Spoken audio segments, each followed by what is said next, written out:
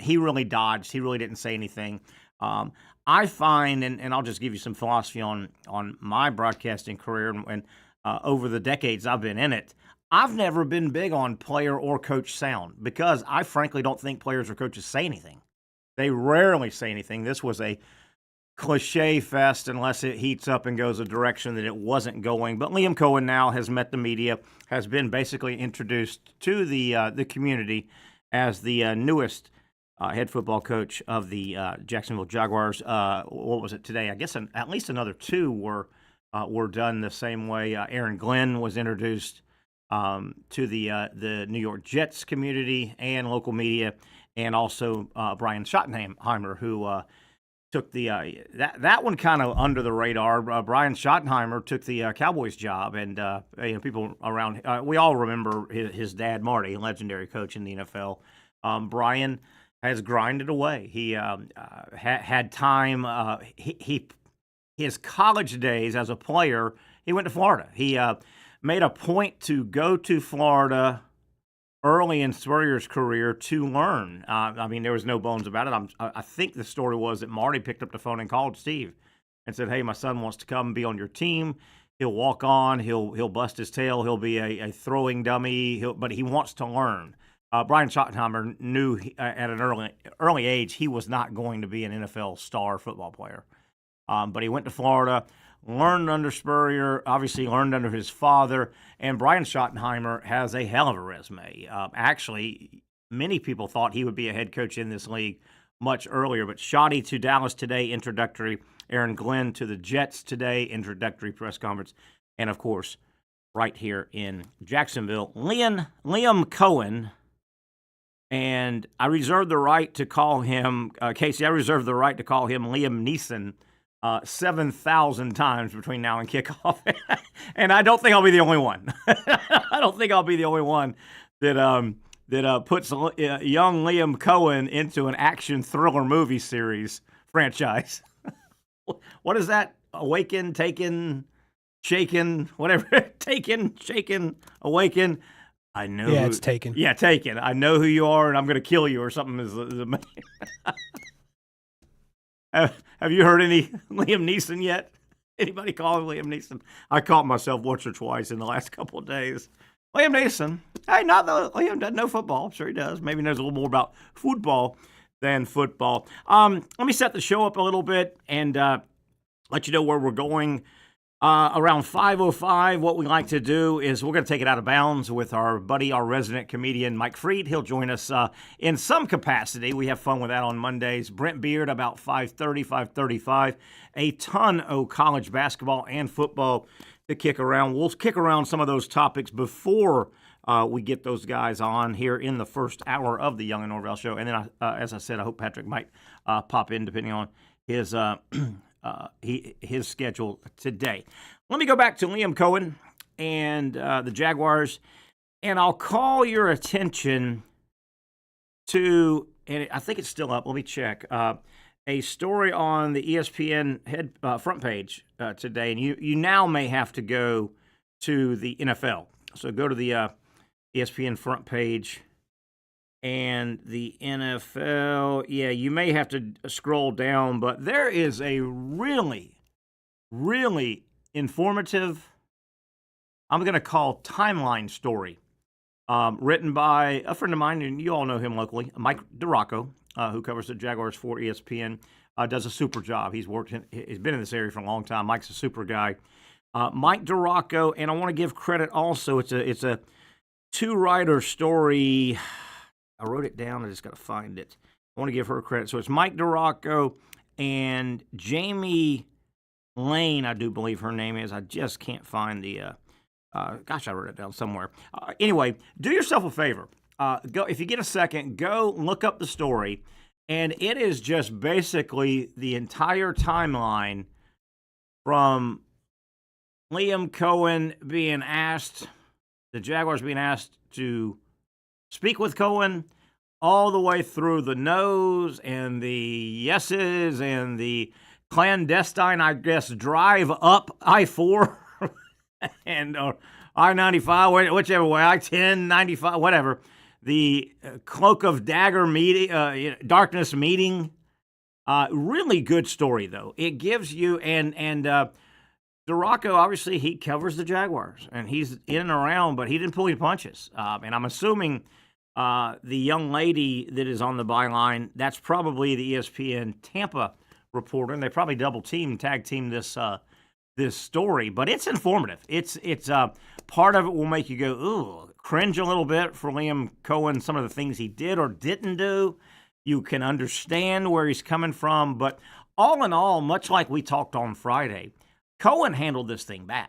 He handled this thing like a 21-year-old kid deciding to quit his very first real job and asking his mom to call his boss. Well, no, you've got to make that call. You've got to really make the call, and I don't think the call, as we said Friday, I don't think it was going to be a bad call if Coen picked up the phone and called the Glazers, I think, who are still the owners, and said, hey, man, things have changed in Jacksonville dramatically. They've reached back out. I'm still very interested, and you know what? I want to go down there. I would have done that before I went or came up here, whichever direction, where I'm assuming he was in Tampa. But I don't think that was a hard call. The Glazers, I don't think would have. I mean, last thing you want is to keep a coach that has a upward move mobility. It's just not what you do. You understand that. So I really think Coen and this article, this story, is a good timeline. It really is. And again, it made you feel. It made you feel for Tampa. You understand it's a business, but there's some ethics and professionalism that, frankly, were really dropped. I think the ball was dropped by Liam Coen. And now you win and everybody forgets, but you start losing or you continue losing here. And I think he's set up after the grace period. There'll be a honeymoon period. I don't know if that's going to be 5 games, 15 games, 2 seasons. But after the honeymoon period, and it'll be hard for him to use the words character and culture for a little while. I don't. If you were the most ardent Jaguar fan out there, just get your guy out. Who cares? We win. I think if you took Drew Surham, you'd probably back up and say, yeah, if this was in reverse, we would be screaming bloody murder. Seriously, that's really the way to look at this. Is flip everything. Absolutely 180 degrees, just flip everything. And Jacksonville, Jaguar fan, you'd be heading down the highway with pitchfork in hand and flaming spear in hand and bow and arrow in hand, I think. Anyway, read the story. Really, really good story. A good timeline story and kind of step by step over the course of, what was that, about 3 crazy days? 3 crazy days. I'm assuming, because I haven't heard this, I haven't peeked ahead because the schedules are out. We don't know the dates, but I'm assuming Jaguars don't play Tampa, do they? That would be, wouldn't that be great if that was the division that got picked up? Oh, that would be juicy. Oh, that would be juicy. But no, they don't play Tampa. They played Miami last year, right? Opened up with Miami. But, what if that was the case? What if it was a season opener? Oh, my goodness. Oh, if we only could. If we could only have. Terry. Oh, Patrick Young. Could you imagine? Buccaneers, Jaguars opening up a Sunshine State showdown. And coaching the Jaguars, here he is, folks, Liam Coen. Liam Coen. Yeah. Did you read the whole deal? Yeah. Obviously, to follow the timeline. Yeah, the Mike Duraco story is really. You read it? It's really good. Yeah, I haven't read it yet, but I love Mike Duraco, and I'm and he sure did a he good did job. a fantastic job. And it looks he like always does. There was a byline, a co-byline, Jamie Lane, I think her name was. So I'm assuming that's probably Mike Duraco's counterpart in Tampa, the Tampa ESPN. And they worked on it together. I'm Gotcha. assuming. Yeah, hey, that's the best way to do it. You got another, or if they are, instead of the fact that he cooperated with another person on the inside to get the full. Yeah. Like you can't. What is your response if you're Liam Coen? Yeah. You better be. Oh, this is made up. This is a farce. No. Like, Nah, It bro. was good. It's a good. I'm calling it a timeline story. It kind of walked it down, and there's several parts in there you cringe and you go, no, Liam, that's what a 21-year-old kid would do. No, Liam, you're 39, you're a grown man, you're a father, you're married. Liam. You know, there's parts of it. Particularly if you're a Jaguar fan with scruples. You know, if you're one of these fans, oh, to hell with them. Us, me, fight. Who cares? Last man standing. But I still believe there's ethics and there's professionalism in the what is it? No honor among thieves. I don't think that's necessarily across the board in the NFL, right? I mean, I think most of the time you're told you're given permission, because especially if it's coordinator seeking out head job, a step up.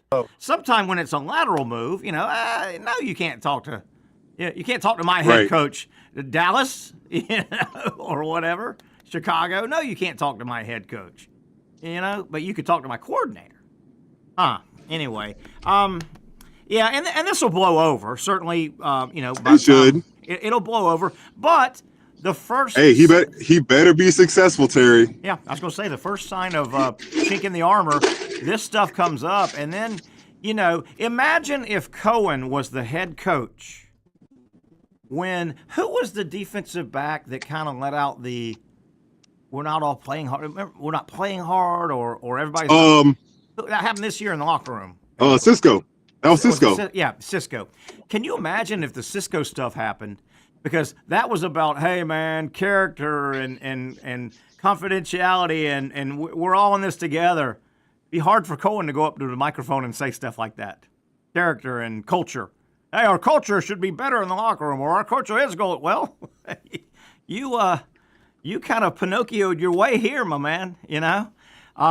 Yeah, it could be bad when it goes bad, right? As long as things are going good, man, the hell with it.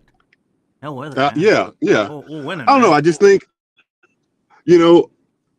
at the end of the day, there's two important things. If you're Liam Coen, part of you has to address it and then just freaking move on. Forget about it. Like, start building the team. Start, don't let this thing become a thing by you just thinking about it. Of course, like, I don't.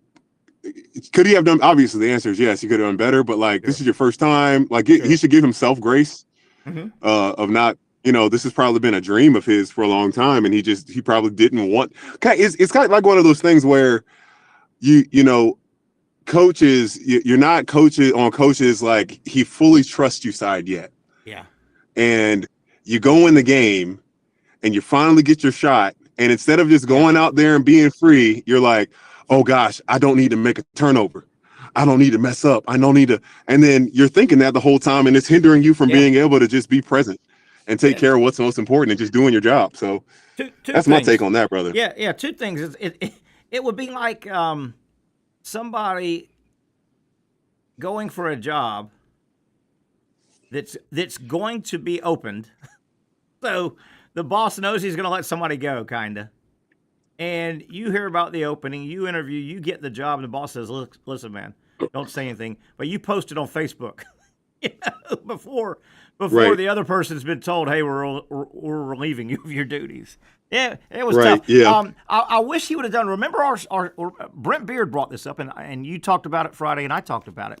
If I was Coen, and I'm dead serious, and I think you guys agreed on Friday. Brent certainly did because he brought it up. I would have gone to that podium when Shad Khan says, and he did. I listened to about 15 minutes. It turned into just a cliche press conference, so I turned it off. All right, folks, I'm Shad Khan. Thank you, blah, blah, blah, blah, blah. He's our guy. We interviewed 10 people, blah, blah, blah. Here's your next coach of the Jacksonville Jaguars, Liam Coen. Clap, clap, clap. He gets to the podium. Just like we talked about Friday, I would have led off if I was Liam Coen. I would have led off, hey, folks, thank you. We're glad to be here. My family's here. Beautiful day, beautiful time. We're excited. Let me start out by explaining, from my perspective, what happened in this transition between Tampa and Jack. I would have led off with that if I was Coen. I would have, and I heard Gene Fournette and a couple people questioning him about everything, and he just danced. He just tiptoed, which is his prerogative. But Patrick, I think you agreed on Friday. I would have led off with it. I would have said, hey, before anybody asks, I know this is going to come up. Let's talk about it. Here's my side. Boom. 2 minutes and got it out of the way. Yeah. Yeah, that's it, man. What I would have done. That's it. Shoot, man. I mean, just like if you're dating a lady, a lady, you know, Terry, you used to do that with your Sex Panther. How was your night out, by the way, on Friday? You were all dressed up. You were all ready to go. Don't kiss and tell, son. I don't kiss and tell. Not even to your friends? I respect women. I don't know about you, Pat, but I respect yes, Pat. You can. Wow. I respect women, okay? They're not something to just get on the air and start talking willy-nilly about, okay? I don't know how you run your male-female relationship situation, and that's your business. My male-female relationships? Yeah, I got you. How you do. Dang, anyway. You trying to throw your boy like that? Okay, I got you. I see how it is. So much for getting you a fins up JU beer. Welcome to Monday. Forget about it's you. It's a Monday. I'm not gonna get you that cool pull-up. Do you want to come to the game, by the way, Saturday? What game? It's at 6 p.m. The Dolphins are taking on the Ospreys. Where's that versus game at? That's in Swisher. Okay, because I've never stepped on campus. So matter of fact, here in the studio, we're right by UNF. I feel a little too close to that smelly campus already. Right? Dolphins, baby. Look at have you checked the standings in that little conference they are both in? Have you checked the JU's in first. You're damn right they are. They're always in first. JU's in first. When it comes to JU, they got a chance. They're always in first. But they have a chance. They got a real chance of they got Florida Gulf Coast on Wednesday, and they got UNF. I mean, I think they win both of those games. They might have a chance to go up a game in first place. The key is it's a one-bid league. You got to win that tournament.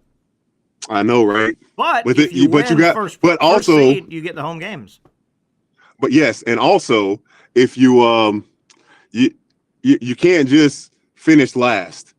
I think they only bring. They might bring more teams now since it's only nine teams in the league, I believe. About 2 or 3. But they don't bring every team to that. So yeah, that's hard, man. When your conference tournament is played and you didn't even qualify, you're turning in the unis.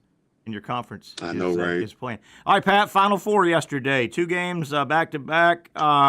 First game was much like the first game yesterday. Was much like the entire NFL playoffs, which was much like the entire college football. It hasn't been a great playoff season for college or pro. The games haven't been very compelling. That was a blowout.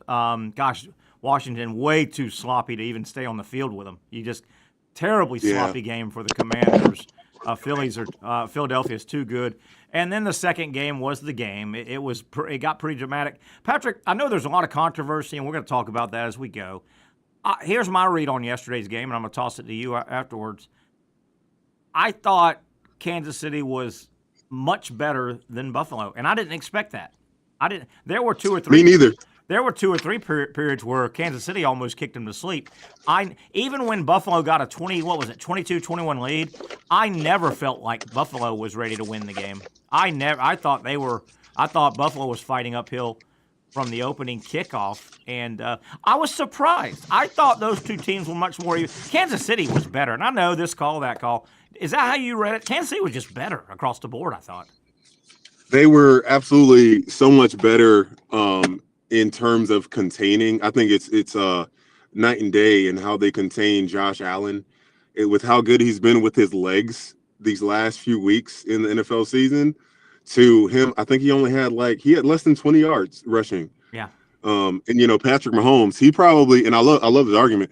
Like, he is one of the best. He is a great runner. He's not a better runner than but it depends on what your standard is. In terms of like efficiency, like I think he's run for the most first downs, like his percentage of like how many runs and how many of them are for first downs is astronomical. So he really he knows, like, and I wish he's not doing anything and bringing back the Jaguars that I thought Trevor Lawrence couldn't be doing early in his career. I don't know if you want Trevor to do this anymore, but like this is what it takes to win. Sometimes like wearing a team down is just staying on the field and getting first downs, and then you open the door for some luck. And obviously the call on the sneak, I thought they got it. I thought they got it. You look at it this morning. That's a heartbreaker there. I'm not sure And then, why you run that play though. They had been unsuccessful so dude, many times, yeah. and Are they you were kidding me? opening, and they opened up the run at that point. Cook Well, Cook I was think the getting off at biggest that issue point. is Terry, is that scouting. That teams, the Chiefs knew Josh Allen likes to go over the left side of the center, and you would think, all right, let's mix it up. Let's try the right side or something else, and just really seemed so stupid that they went for that same exact play that had been stopped multiple times. And again, they had kicked in their running game, had really taken off right there in that portion of the game. In the third, fourth quarter, they started running the ball at will. They started gashing them. Was that I thought that was the wrong call. That said, it was. I think it was the wrong call. I thought that football had to touch that line. I thought a third, if not more, of that football was across the front of that line, the line of scrimmage portion of that line. I thought he got it.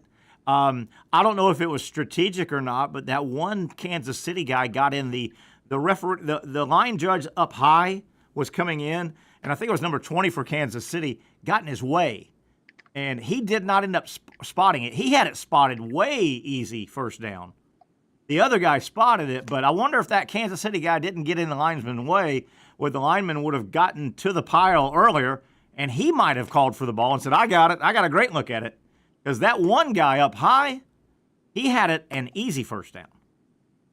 Right. If you remember how they had the high shot. The other controversial play was, I thought, the jump ball near the 5-yard line, catch, no catch. That was tight. And the nose of the ball did hit, but let's go back. Let's go back what I've been preaching for 15 years. With regard to a play like that, the NFL has no idea what a catch is. They have screwed up the basic catch to the nth degree over about the last 15. They don't know. They have no idea, and that trickles down to college and high school. I hate that. But would you agree? The NFL has screwed around with what is a catch. None of those guys know. Yeah. None of those guys have any idea. What I saw, if I was the replay guy on that play, the two guys jump up, and what they call it, incomplete, but there was a penalty. They called it incomplete, right? Did they call it incomplete, right? On the jump at the 5-yard line. Nobody caught it. They called. Pat, yeah? Oh, we lost Pat. I think they called it incomplete. There was a penalty. What I saw, Pat, what I saw on that was the two guys go up. I thought, and I don't know if this is in the rule book, but it looked like the Buffalo defender had two arms on the ball, and it looked like the Kansas City receiver had one. They came down. I thought it was a catch, and it was going to be a matter of who they were awarding the catch to. I would have almost said two arms showed more possession for Buffalo's defender than one arm for Kansas City. Buffalo INT, but there was a penalty, though, right? I think there was a penalty earlier in that same play. But, yeah, and you guys know my stance. Man, there's 150 plays in a football game. And certainly that fan that I'm about to describe, that fan is out there. You're out there, male and female, you're out there. I'm going to describe. There are fans that say, see, on that spot, and what was that spot within the last 2 minutes of the game? Very late in the game. See, they cheated right there. They are paid off. They cheated. Well, cheating fan ref guy or young lady, do you think the referees are so good at cheating and the fix is in, and they're so good, they can wait 58 minutes into a game and then go, okay, we got to help them now win. Remember, Muggsy's going to give us either $1 million in cash after the game or he's breaking our ankles and our knees. If the fix was in, they can't wait until there's 2 minutes left and the game's within a touchdown. What happens if 2 minutes are left and it's a 21-point game or a 17-point? The fix would be in all throughout the game. You see what I'm saying? You can't. Refs aren't good enough, aren't crooked enough, and good at being crooked enough to go, okay, guys, hey, 2-minute warnings, 2 minutes left in the game. Remember, we got to have the team in the red win. So let's start right now. You can't wait that long. And this also goes back to, we have so much technology. We can go back. It wasn't that long ago. You couldn't go back and see plays. There was no internet to go, YouTube to go. And you remember that, Pat? You couldn't go back and look up plays and look up situations and look up calls and look up two plays before and 2 plays after. I still think, Pat, more fans just cannot admit, damn, we got beat. We being our favorite team. We got beat. Nope. We lost because. And I'll go find the reason. And they go digging around and find a call. Pat, I'm not so sure the modern sports fan enjoys sports anywhere near the older sports fan enjoys sports. No, Pat. No, Pat. No, Pat. Anyway. I think so, without a doubt. Did you get that? Sorry, my phone got overheated again. Oh, man. Hold on. It's cold out. My phone got overheated. I got to put this. Yeah, I'm putting my phone on the top of my car. Okay. So it can stop being so hot. That's a great idea. But can you hear me pretty good? Yeah, it's a great idea. Put your phone in the car. You'll never forget it. Yes, that's a great idea. I won't forget it. I definitely won't forget it. No, I'm parked. I'm not Hey, I like this right? photo. It's just the phone. It's just crazy, man. It's such an expensive mistake. Yeah, if you can send that over to Casey, I want that to be the new I like it. The new picture when I'm not on camera. I might have got some of this hair trimmed up a little bit, but if you don't care, I don't care, man. That's fine. You know, I'm trying to get you to go to this Breezy haircut place. They're waiting on you, man. Pat, they're waiting on you. They're waiting on you. They're waiting on you, Pat. I ain't letting no new guy touch my hair, man. All right, you got a guy? I don't know how y'all do that on the west side, but ain't no new guy just touching my head. You got a guy? I got somebody. All right. When's the last time you saw him? I get compliments, man. You're the only hater. When's the last time you saw your guy? With some shears in hand, a clipper in hand. When's the last time you saw that guy? With some shears in hand? I don't have that much hair. Whatever they cut that sheep hair of yours, they had to. Well, they use that on mine too, though, on the sides. You know. All right, we're getting nowhere here. My hair is beautiful. Hey, let's take a break. Let's come back and Todd Golden exonerated. Todd Golden today exonerated. We'll talk about that. Hell of a weekend in college basketball, especially in the SEC. We'll get into that. We keep the Liam Coen talk going the entire show. SEC basketball, national basketball, and we'll also get into some this date in sports history. And we take it out of bounds with comedian Mike Freed about 5:05. That and a whole lot more. Stay with us right here on the Young and Norvelle Show on Action Sports Jacks.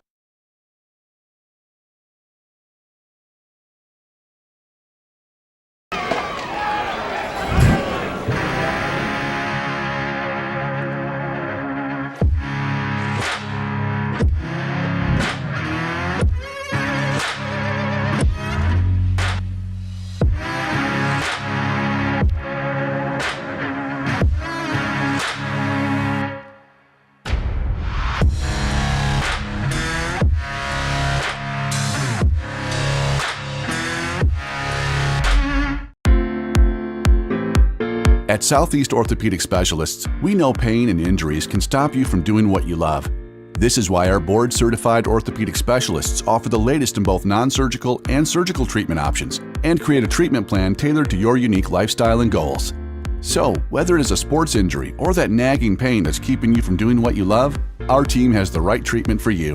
For more information or to schedule an appointment online, visit our website.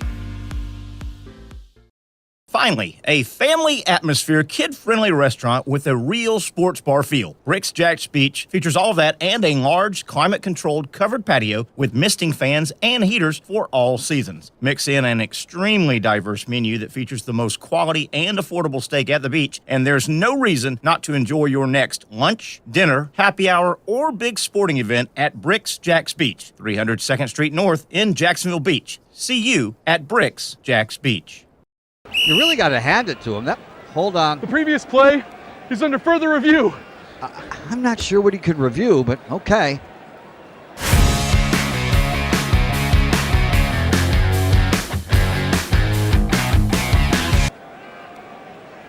Sure has been a while. Dine in at Hurricane Grill and Wings for the football season. Well, there he is. Oh, what is that? The Action Sports Jax 24/7 network is streaming. I'm Stuart Weber, and I'm here to teach you a nice three-step process on how you can watch all your favorite programming from the Brent and Austin Show every weekday 10 a.m. to 1 p.m. or the Cup Date with me. It's fantastic. We talk NASCAR. It's a great time. Wednesdays at 1 o'clock. All right, first step, easy. Download the Action News Jax app. You probably already have it downloaded on your phone, so you might already have that one taken care of. Step 2, see that stack of pancakes up there? You click that stack of pancakes, and it's going to bring down step number 3, which is a full screen of all the different streams that you can click on, including the Action Sports Jax 24/7 stream. You click that, the video's rocking and rolling on your mobile device, you're watching all the shows you want to, and you're having a good time. You can also do it on your smart TV with the Action News Jax Now app. I do it on my Samsung TV at home. It's a great way to watch it on a nice, large screen for all the content. That's the Action Sports Jax 24/7 network. Hope you can find it. You trust CGC to make your water great, and now you can trust CGC with your plumbing needs as well. Fast, convenient scheduling, licensed and insured. A quick call away at 904-552-1242. You never know when you're going to have an issue with a shower, toilet, or maybe it's a sink that sometimes is easy to fix. All right, let's be honest. I'm not fixing anything. I'm totally staging this because when I have a plumbing problem, I call CGC Water Treatment and Plumbing. Trained professionals, transparent pricing, customer satisfaction. Small problem or even a bigger issue. Maybe you need a new tankless water heater or something a bit more intricate. The experts with 25 years of experience at CGC Water Treatment and Plumbing can do it all. Call 904-552-1242 or visit cgcwater.com. That's 904-552-1242 or cgcwater.com. CGC Water Treatment and Plumbing, an authorized independent Connecticut dealer. Florida license number CFC 1432579. A good-looking shot of the campus at the University of Florida. Patrick Young's got him a nice degree from that Young school, that little school right there. Voted the best public school, I think, in the country, Patrick. In the country. Wow. University of Florida has had that distinction for several years. Patrick Young, Terry Norvelle here on a Monday. Don't forget, tomorrow we're back in Mandarin. We'll see you at the Jointer Creek location of Hurricane. We're there every Tuesday. Come by and say hi. And, Pat, look at that good-looking shot we got of you now. Man, that was quick. That is good-looking, too, man. You're a handsome devil, I tell you. That's a handsome I appreciate devil. that, brother. I like those glasses. I'm going to get a pair just like those. I'd get everything you got. Oh, my gosh. I copy you. You know that, don't you? Yeah. Well, I'm not getting you that jacket then. You ain't figure it out yourself. Come on. Come Nope. on. Hey, I want to say hi. Did you see our buddy with the comment, Stanley Lowe? Buddy of mine I've known a long time. And boy, Stanley Lowe goes way back with me in radio. Back when me and Frangie did a radio show on old AM in 95, 96 from the old Sunrise Nissan. Sunrise Nissan on Wells Road. And Patrick, I was the number 2 guy just getting started in this business, right? I was the setup guy, the remote guy, do everything guy. And way back then, one of my jobs, I had to climb up on the roof and put the antenna up so we could broadcast. You know, back in the day, you sent radio waves. You know what I mean? Yeah. And I'll never forget. That's awesome. I'll never forget Phil Risley, who's was a longtime general manager at Sunrise Nissan, sold 1 million cars to 1 million of you people here in Jacksonville. Phil Risley, after a couple of weeks, he saw me because he bought the show. We'd be there every Wednesday or whatever day it was. And after like 2 weeks in a row, he said, Terry, if you can get an extra one of those antennas and all and that long cord, you can just leave it up there. I said, thank you, Phil. Thank you. Because I think we were a long way from where the signal had to go, and we really needed it up high. Way back in the day, it was sent via radio waves. Patrick, I was climbing a roof. I was scared, Patrick. Scared. How old were you then? How old were you that time? Well, I got a birthday. I was probably, I think I got in the business at like 28, 29. Yeah. And I hate to say it because I hate birthdays, but I've got my 60th coming up. Your 60th birthday. My 60th birthday. I'm like Justin Timberlake. I'm bringing the sex back to 60, baby. He's in his 40s, though, I think. February 15th. You've got a birthday coming up Saturday, right? Saturday, man. Saturday. What do you be, 21, 22? How old will you be? Oh, well. You wish. 33. Huh? Double threes, baby. Double threes. Tony Dorsett. You going Tony Dorsett? Yeah, man. 33. One and only Tony Dorsett. Larry Bird. Was Bird 33? Magic was 32. He might. I think Bird he was may 30. have been. Yeah. And you look a lot right there. You look a lot like Larry Bird right there. Yeah, and you had I look like the Great White Hope. you had a great outside shot like him, didn't you? The Great White Hope. Yeah, he was. Boy, he was. We had so much. Isn't that so weird? The Great White Hope. Yeah. It'd be messed up if I said the Great Black Hope. That's why we still got to do this stuff, man. All right, Pat. We'll get back to let's get back to basketball. I promise some basketball, but real quick, I thought last night, and I didn't plan this, but me and the rest of the world here in the United States, I pretty much did what everybody did. I went back-to-back football games. Right? Boom. First game. Yep. You had, it was a blowout, but you had Brady, Tom Brady, on the analyst role, and then boom, I switched channels just like everybody.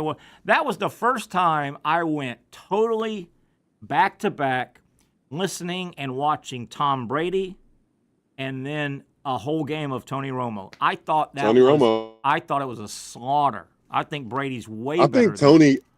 I think Brady's way better than him. Way better. I like Tony, but he's so corny, man. Gosh. I thought it was a slaughter. Like I feel like he's a really, really nice guy, all that stuff. Like you probably would love to hang out with him, but his corniness, man, is a little too much for me. He's so corny. What gets me is, and then go ahead. No, go ahead, Pat. No, you got it. I was going to say we can stay on Romo. Let's stay on Romo. What gets me about Romo, and I've said this now for a couple of years, he mumbles a lot. He mumbles a lot, and then I'm telling you, he has inner monologue conversations with himself, and then he starts talking it on the air. He's like, I'm like, Tony, Jim didn't ask or say anything about that. He talks to himself, and I thought Brady, and I've heard Brady a lot in the last couple of years. I think he's spot on, man. He's smooth, he's pacing well, and they both know the game, obviously. But I thought it was a slaughter. I don't love Tom Brady's voice, man. Like I got you, fair enough. Kevin Burkhardt has a great voice. Yeah. And who's always with Tony? Is Al Michaels? No, he's got Nance. Oh yeah, I love Jim Nance. And that those guys to be fair to Tony Romo, it ain't easy being a rookie. He popped up 5-6 years ago. It ain't easy being a rookie in any industry and popping up with one of the greats right out of day one. I mean, day one he was right next to Nance. And Nance is so good. That ain't easy, brother. Yeah, no, you make a great point. No, I couldn't agree with you more. One more football thing. We can get back to football. And this isn't meant to take off on this show, but would Tim Tebow thrive in today's NFL quarterback position? If Tebow had come around 5 years, if he was 5 years younger, I mean, everywhere I look, you see quarterback power runs called. You see physical push the quarterback from behind. I mean, he was an adequate passer, and I get all the off-field stuff, but Tim Tebow's game, I think, would work right now in the NFL. Yeah. Better than I just don't get the media creates all this stuff any type of negativity. Like Tim just wanted to, he did it when he was at Florida at such a high level, and he wanted to be the same person in the NFL. He wasn't going to change his principles of how he is with his faith and all those things, which I don't think he should just because from a physical standpoint. From a physical standpoint, Tebow's game fits right now way better than it fit 10 years ago when he was coming in the league, right? I mean, I think Tebow would be better than, let's say, Will Levis. Sure. If a Tebow came out, he'd be better than Will Levis right away. Be better than I'd be willing to argue that he'd be better than Trevor. There were I think he'd be better than Trevor. There were several from the huddle quarterback powers yesterday run by Allen, Mahomes, Hurts. I mean, Tebow gets that first down. I mean, those are Tebow gets that first down, bro. Well, hold on. Quarterback power isn't that push play. Quarterback power, snap it and just haul ass to the right with a bunch of blockers. Haul ass to the left. That's right. That's a standard quarterback play in the league across the board. The quarterback power, the quarterback dive, or the ISO, the push play, and he could pass that. Tebow he'd have a better chance now than he would 10 years ago. The game has evolved toward Tebow's game. And on top of that too, there's so many more athletes that are really open about their faith too. So it really, I don't think it would be as big a deal as certainly if it was back then. And certainly as we're watching, and it may not be all the way, but people are starting to go, hey, don't forget, you can win football games with a power running attack. Derrick Henry, Saquon Jalen Hurts had a great run, and Saquon was a lead blocker. Yeah, and Saquon you look was up a and lead you blocker go, on that. my God, what if Tebow was on a team with a stud power back, and he's a power back himself? Anyway, it's just weird. It made me think the other day. Hey, Todd Golden, the University of Florida came out today 100% and said Todd Golden, after they had an exhaustive third-party Title IX investigation that lasted 4 months, they said the report came back, 0 substantiated claims against Todd Golden. In the university's eyes, the situation is over. It didn't really go into naming people and saying this was an extortion attempt or anything that I read, Pat, but Florida has come out and said, and yes, they did, as I understand, they went to a third party. You don't want to be your own investigator, right? To a degree. You want to get if you can, get a neutrality viewpoint in there. Florida came out, and, Golden said, just give this time. Don't bury me. Just give it time. And as of right now, it looks like this thing is totally off the books now. Yeah. And, I'm on obviously, if he did something wrong, sure. Then there's wrong in terms of breaking the law. Sure. There's a moral wrong and there's actually, the legal wrong. Agreed. Morally, I can't, I don't know. If he inappropriately somehow whoever filed it, he texted this person. They had some type of communication. Mm-hmm. They did. But that, yes, morally that's wrong. I don't think that's the right thing if this person felt like he was leading them on. But if all of it's fake, false, and they just wanted to try to hurt him, that person should have to face something. Yeah, and to trying to ruin trying to ruin his career. As I read the report that's out there, I think on a bunch of social media now, the University of Florida release, nowhere, and I think this is important as well, nowhere in that release did I read there was an undisclosed settlement. So no, it looks like, it was just, hey, even if y'all are asking for some money on the side, this wasn't a hush up. It sounds like this thing came back and said, wait a minute. So, and you heard they were student age people that were accusing him, females that were accusing him. If you're Todd Golden, you don't always want an eye for an eye, I don't think, but you wouldn't mind, as you just said, if somebody's going to wrong me like that, you kind of want them to get wronged in public a little bit. You would imagine there's no need to countersue because these people probably have no money, but yeah, it looks like he is free and clear. Florida, a 30-point ass whipping on Georgia. I think we saw the win coming, but I thought it was going to be better than that. My goodness, how about that, Patrick? Florida looked good Saturday. Ooh. I thought it was going to be much. I thought it would be much better because you lose interest after a while when the lead's so big. You're like, okay, well, this one was not anything that I thought it would be. Yeah, and what about Florida? The news coming out. We'll talk to Dr. Bates about this on Wednesday. Micah Hanlogden, it sounds like he's been practicing back from the broken leg.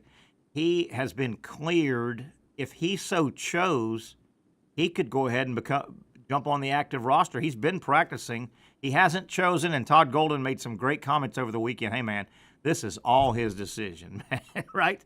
What do you make of that? I know it would take a while to get in game shape, but my God, Hanlogden was a handful down low. He was a defensive player, man. Yeah. Well, it's crazy, Terry. I think I sent it to you, or maybe I didn't. Yes, you did. Micah Hanlogden and Ruben Chinyelu have the same exact stats. You did send me that. And Micah's played in 3 games where he only played 4 minutes, 2 minutes, 1 minute.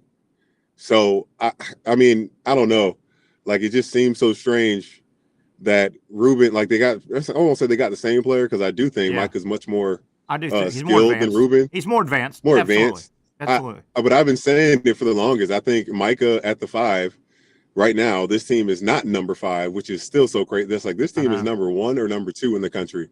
Really good. But even having Ruben and Micah, they just rotate at the 5. Oh my gosh, that's going to be so good. Because at times when they go with Condon and they go with Houck, at the 4 and 5. They're undersized, not height wise, but like they're not physicality wise. Yeah, they're not No, they're not going to they're bully not anybody. They're gonna block your shot by jumping high, not getting all up into you. Yeah. And you know what? I know a lot of Gator Nation was disappointed that Hanlogden did not play Saturday. There was a big talk on Friday that he was going to dress and play against Georgia. I know, right? Where did that come from? Well, and I think Todd Golden seemed to imply that he called him because he's been practicing full go with the team. It sounded like Hanlogden told Golden maybe late last week, I think I'm ready to go. And then he changed his mind. Now, I've got a theory. Why bring him back this past Saturday? Florida doesn't play a midweek game. Why not take one? You got a full week sitting here. Florida doesn't play again until Saturday. So you may I may have said, hey, man, I want to come back. Hey, I got one full week left. Why even play Georgia? Why even, Right. Yeah, goodness. But that's give them a full week. And plus, it's some tough games coming up for the boys. Oh yeah. They got Auburn on Saturday. So they've got they got Tennessee Saturday. No, Tennessee. Yeah. Tennessee on Saturday. Sorry about that. Yeah, Tennessee. And by the way, how about Auburn? By the way, get stealing one from man. I swear the whole time I'm listening. The whole time listening to the game, that's all everyone kept saying. This is football that we're watching. It was a street fight. What about for people that don't know, Auburn, the number 1 team in the nation, hosted Tennessee a late game Saturday. Tennessee came in at 6. Tennessee's been number 1 for several weeks. They went at it like Ali Frazier, middle of the ring. Just no jabs. It was all hooks and haymakers. Auburn won a very low-scoring game by 2. That was a street fight, wasn't it? Yeah, that's what you had to expect, though. Auburn at home, and Janai Broom in the first half was the only guy that made a 3. Man, in the whole game. He played longer and better. Oh God, what did he have? 16 and 13. He had a 16, great game. I don't know how many rebounds they had. I think he had 13. But wow, yeah, they had some good drugs for my guy. Yeah, there's no way that ankle was feeling 100 because he was limping when he would walk. You could see it. Yeah, we'll talk to Dr. Bates about that Friday with Broom and Hanlogden, 2 big men in the SEC that their futures this season could determine one or not both those teams having big seasons, Pat. I mean, Final Four type seasons. Man, it's just going to be so interesting seeing which SECs are going to knock each SEC team out in the big tournament. AP came out today. Those matchups are going to happen. AP came out today. 10 are ranked in the top 20. Vanderbilt has popped. Vanderbilt 15-4 with wins over Kentucky and Tennessee, for God's sakes. Vanderbilt's going to get in the tournament. Vanderbilt. Win over Tennessee. They beat Tennessee and Kentucky. Vanderbilt held on and beat Kentucky Saturday. How about that? Crazy to me. Yeah, I think it was like 76-74. Yeah, and by the way, Texas A&M lost a heartbreaker. They had a 22-point lead in Austin in the second half and lost to Texas. Big win for Texas, who might sneak in the tournament. And I wanted to get one more out. What about, and we'll talk to Brent Beard. Did you hear what's going on at Alabama with Alabama basketball and Mark Sears? Pat, did you hear? Oh, yeah. Yeah. Mark Sears benched in the second half. Didn't play one. They won. I mean, the preseason SEC Player of the Year, possible Player of the Year in the nation, Mark Sears, and supposedly Nate Oates was unhappy about his team playing defense. Alabama won the game. Mark Sears benched in the entire second half. Didn't play after halftime. Wow. How about that? How about that, Patrick Young? Ooh. Another note real quick. Kentucky, we just mentioned they lost to Vanderbilt. Kentucky plays Tennessee tomorrow. If Kentucky doesn't beat Tennessee, Kentucky all of a sudden, they're on a 3-game losing streak. They've lost 2 in a row right now, so Kentucky is swimming a little bit. I'll tell you what, let's take a quick break. We're going to come back, take a break, reset everything, and we hope to hear from our buddy Mike Freed, who joins us for our Out of Bounds, kind of the lighter side of sports. Out of Bounds Monday, we'll get with Mike Freed here on the other side. Plenty of stuff to get to. More Jaguar talk. We let off with a bunch of Liam Coen discussion. More basketball. It was a heck of a week. We'll set up This week and this coming Saturday, another blockbuster. It's a broken record every weekend in the SEC. Is a treat to follow. Jaguars, big news from that place earlier. Coen introduced to the media and the community as the next Jacksonville Jaguars head coach. For those dealing with pain from a sports injury, arthritis, or spine condition, Southeast Orthopedic Specialists offers innovative new non-surgical options. Our regenerative medicine treatments, including platelet-rich plasma and other regenerative treatments, use your body's own restorative cells to aid in treating injuries. These procedures are performed in our offices and typically require minimal downtime. If you want to get back to doing what you love, our regenerative treatment options may be right for you. For more information or to schedule an appointment online, visit our website.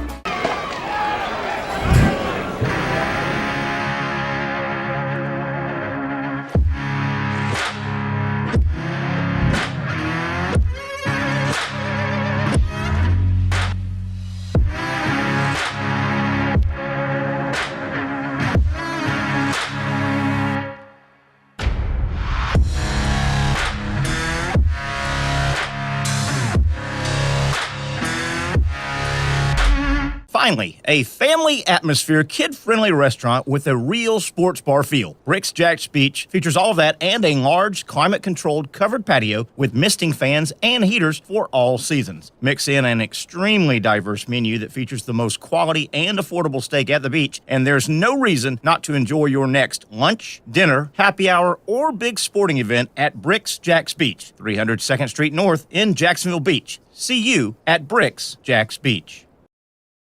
You really got to hand it to him. Hold on. The previous play is under further review. I'm not sure what he could review, but okay.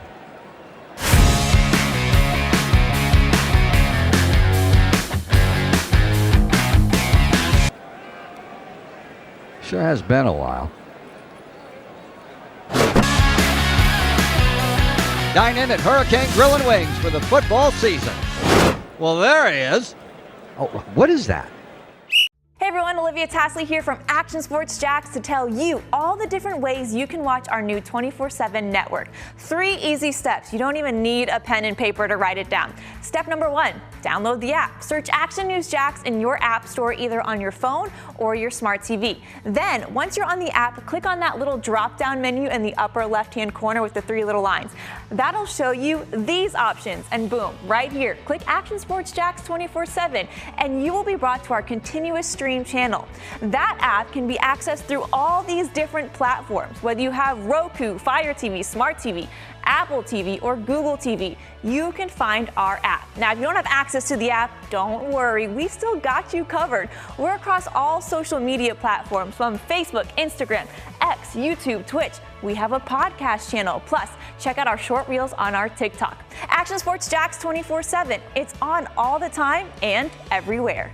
It's a new logo, new branding. With Bold City Heating and Air, it's an old school approach. One of the few locally owned and operated air conditioning businesses left in Jacksonville. It's hot, Florida in the summer. You can't do much to avoid it, but you can keep cool with Bold City Heating and Air. It's every customer counts kind of service, from when these trucks have pulled up to my home over the last couple of years and when they pull into your driveway as well. From communication to pricing to the actual service, everyone at Bold City Heating and Air cares about you. You know who is coming to your house. You know they will be well trained, and they will respect your home.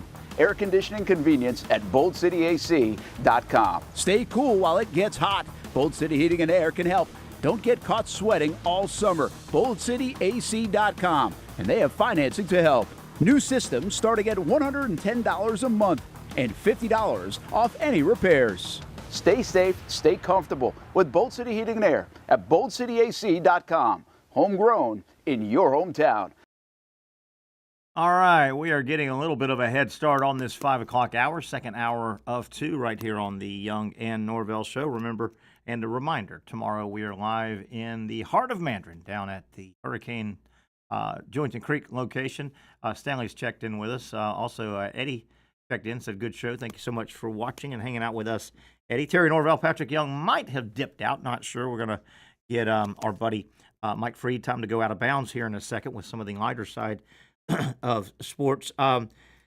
This isn't lighter side, but I brought it up before the show. I saw a headline said, and this was legit, high school track and field, youth track and field event in Colorado.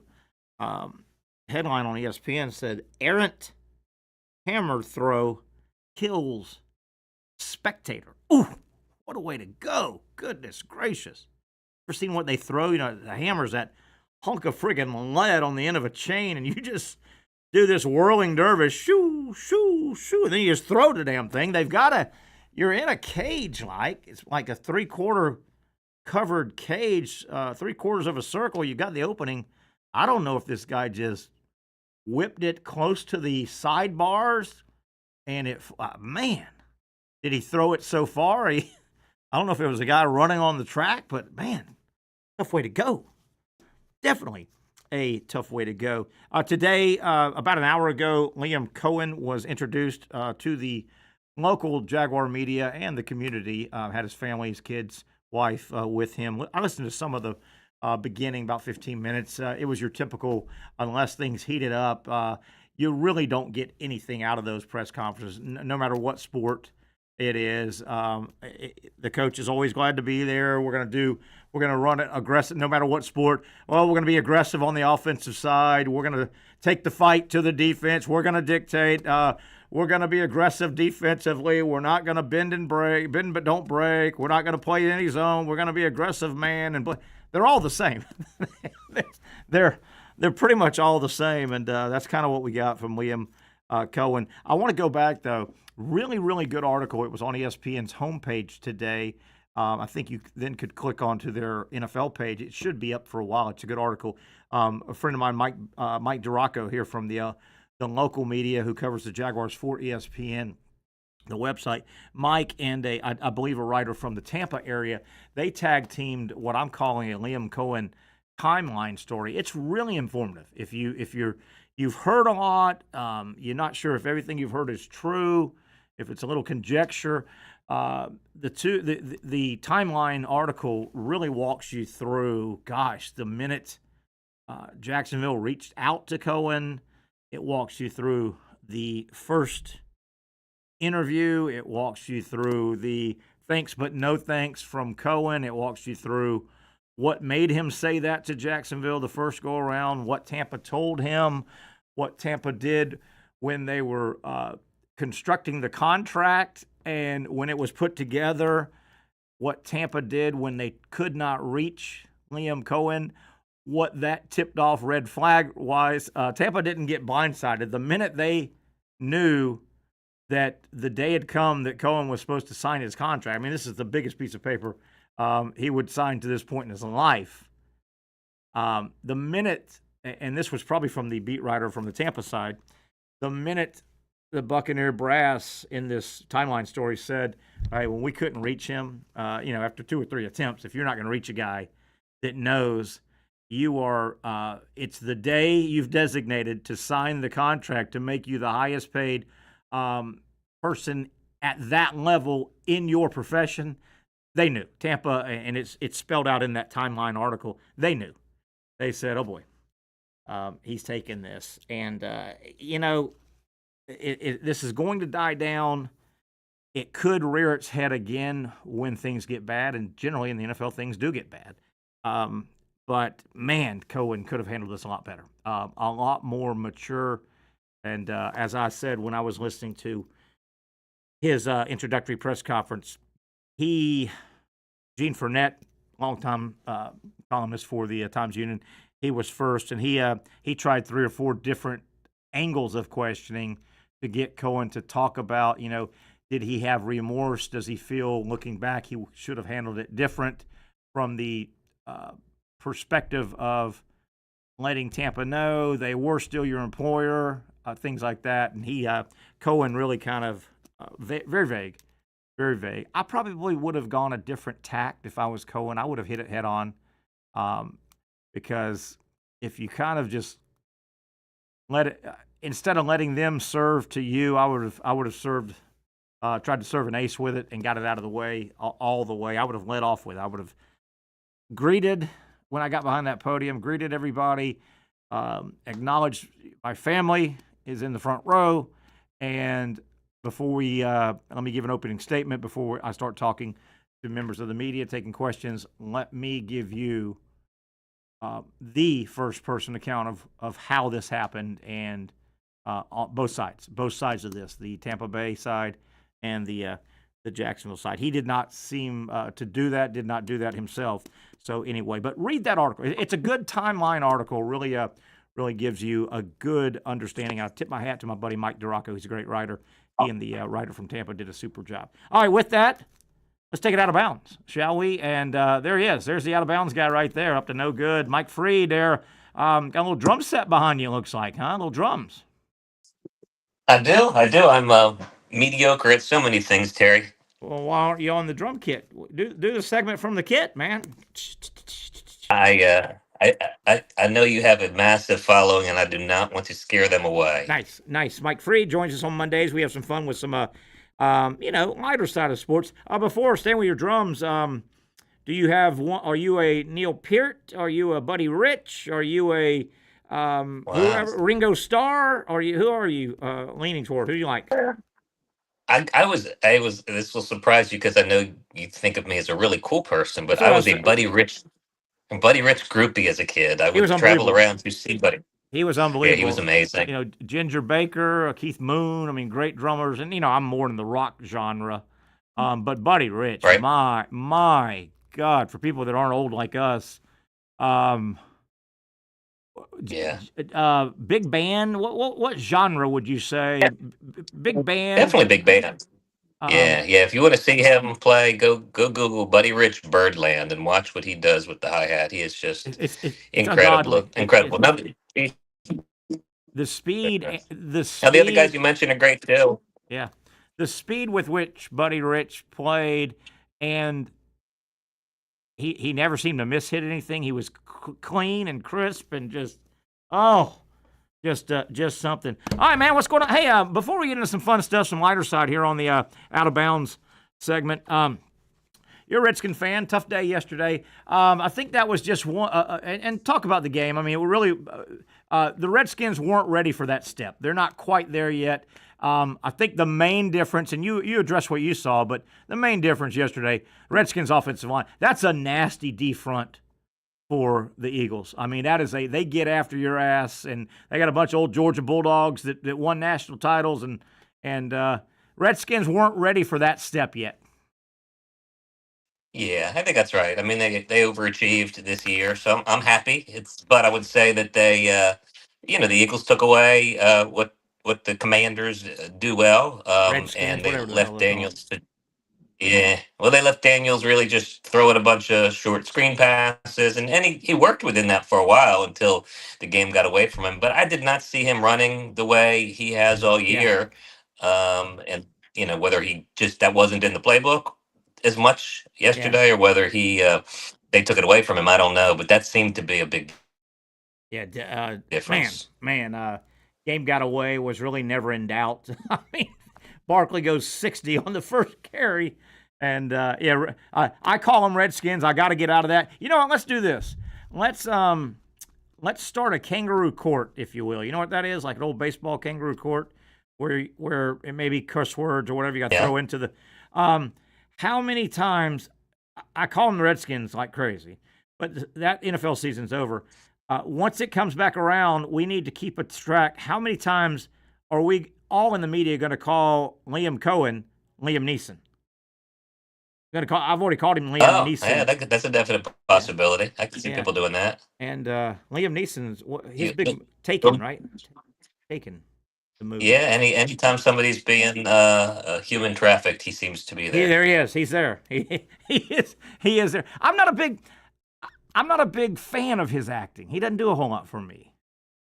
Yeah, Liam He Neeson. seems to do the same role over and over. But you'll know that Liam Coen is successful when we start calling Liam Neeson Liam Coen. Or when Liam Neeson plays Liam Coen in the movie after the 7 Super Bowl winning coach Liam Coen autobiography movie starring Liam Neeson. I'm tired. Well, this could be interesting. Maybe there's a twist where Tampa Bay actually kidnaps Liam Coen to bring him back, and Liam Neeson has to get involved to rescue him. Hey, that was comedy gold. Really, what all went on between Jacksonville and Tampa and Coen and no, I'm taking my kid to the doctor. That's why I can't talk to. What'd you make of all that, man? Yeah, I don't know. I think you hit the nail on the head. He could definitely have communicated better. We all have those moments where we go Yeah. between, whether it's girlfriends in high school or jobs where maybe we have one foot in and one foot out. Yeah. But I have to believe that they wouldn't have begrudged him No, looking for the no. opportunity if he had just told them that. And especially, it's a step up. It wasn't a lateral move. I could see one organization getting a little. What do you mean you want to go be the Jaguars OC? You're not happy here, you know? But I mean, that's a step up. And most situations, I mean, I think you're a partner in your firm. Obviously, you started as an associate, and if you had to go into your first job after 8 years and say, "Hey, look, I've scratched together and I'm buying a partnership," and they would be happy, right? I mean, that's a step up. Yeah, I mean, if you communicate, I've been at 4 different firms, so that Yeah. means I've resigned 4 times, and I've always Now, taken are my you sure? road. Are you sure it's for resigning, or was it? Was there anything? Was there a pink piece of paper involved at all? Pink piece of paper? No No. pink pieces of paper. So far, I've got a good track record. So, Hey, I know but you no, I got. think I know you got some fun sports stuff we want to get to the lighter side. How'd your gig? You had a gig this weekend? Did you have a gig I somewhere? did. It was a weird gig. It was in a beautiful city, Mount Dora. If you haven't been down near Yeah. Central Florida, down in Central Florida, and it was at a beautiful 600-person venue, sellout. However, they were not there to see me. They were there to see the premier Van Halen cover band, Jump. So it was Oh me man, that sounds like trying a to getting win. booed off the stage. Get that bum off the stage. Where's David Lee Roth? David Lee Roth. David Lee Roth. Right? Yeah, you're not too far off. The first 15 minutes I thought went pretty good, but I think I stayed on 5 minutes too long. Did you incorporate any Van Halen humor into your set because of the opening, or I did. did you? What do we I got? Give me tried. some. I tried my hand at it. Basically, I sort of kind of my launching platform was all the executive orders that President Trump has been signing, and I said that they had signed an executive order that was relevant to tonight's show. Tonight's show, the song "Jump" will be referred to as Elon's song. Because Nice. he's always jumping. Oh yeah. The song "Dance the Night Away" has been changed to the YMCA, and you got to do the Trump dance. And that the song Panama's been renamed America. Yes, America. Dun, dun, dun, dun, America. Hey, do you know what what Panama in that song? What Panama is? It's an object. Oh, it is. I see. Well, that makes sense because it's be a strange song about a country or a canal. If you But think it and hear the terms, it's Panama is the name of a car in that song. oh, that makes sense. I reached down car. between my legs Yes. and all that. Yeah. Something Yeah, shifting yeah, it. It's about a car. How about that? How that about makes that? a lot more sense. Hey, let me You go were the- back to you were in Mount Dora. I got to bring this up. Yes. All right, Mount Dora. I'm doing. This is a long time. It's 15 years ago. I'm doing Bulls radio football play-by-play. Okay, and they're in the playoffs. Of course, Bulls with Corky Rogers was always in the playoffs, and it's like the first round of the playoffs. It's at Bulls. So Bulls is opening up with Mount Dora High. Right? Okay. And Mount Dora, that's a little town, I guess. Probably a one high school kind of town, and Bulls beat them bad. They had a couple good players on Mount Dora, including the quarterback I'm going to talk about. But Bulls beat them bad. But you never know. That game, that roster, and that Mount Dora quarterback, the greatest single name in the history of names. And if I could have found his mother and said, "Good job, Mom." The Mount Dora quarterback was named, and these are you got to be a big boy to carry this name around your whole life. And you got to be confident if you're the mother given this name at birth. And the damn birthing doctor probably had to say, wait a minute now. Well, let's make sure this kid's worthy. His name was Harley Vegas. Wow. You're lugging That's a Harley good one. Davidson. You're lugging around Harley Davidson and Las Vegas, pal. Yeah. badass. You'd have to be pretty flashy. Definitely very flashy. That is badass as he comes to pick up his girlfriend in a Pinto, you know? Although, I mean, any name with Vegas sounds sort of Isn't that Hollywood, great? doesn't it? Johnny Vegas.